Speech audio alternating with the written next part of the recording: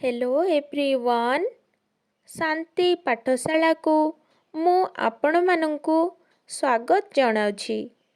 आजिकार एक नूतन वीडियो रे आमे आलोचना करिबा एक दरखास्त।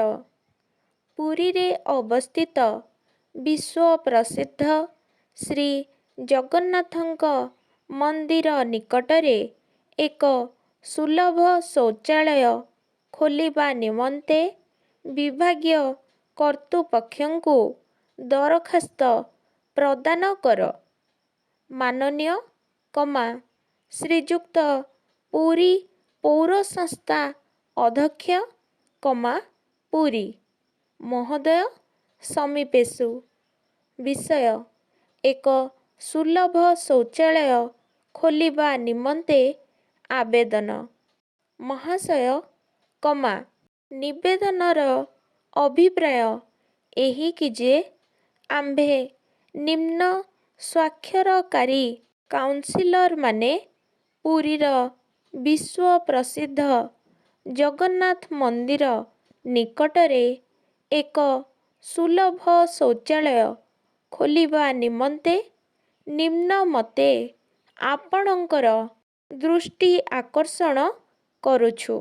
प्रकाश थाउकी श्री जगन्नाथ हेउछंती विश्वर ठाकुर। पुरीर प्राय अर्धाधिक व्यक्ति जगन्नाथ मंदिर को निर्भर करी निजर परिवार चलाई थांती।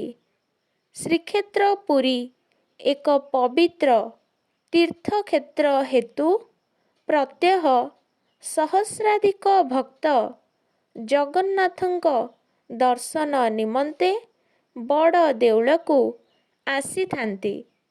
श्रीमंदिर रे थिबा चारि द्वार मध्यरु मुख्य प्रवेश द्वार हेउछि सिंह द्वार।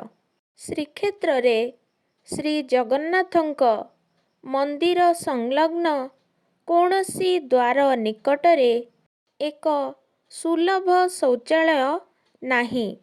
एणु प्रत्येक दिन आसुथिबा अधिकांश यात्री माने स्नान ओ शौचादि निमंते शौचालयर अभाव परिलक्षित करिथांती। एणु ए परिप्रेक्षी आमे निम्न स्वाक्षरकारी विनीत अनुरोध करू कि श्रीमंदिरर मुख्य द्वार सिंहद्वार निकटरे बा मंदिर संलग्न बड़छता मठ निकटरे एक सुलभ शौचालय सह यात्री मानंक पदधौत निमंते नलकूपर व्यवस्था सहित पानीय जल निमंते एक पानी टांकीर व्यवस्था करागले दूरागत यात्री तथा भक्त मानंकर विशेष सुविधा होई परिबो।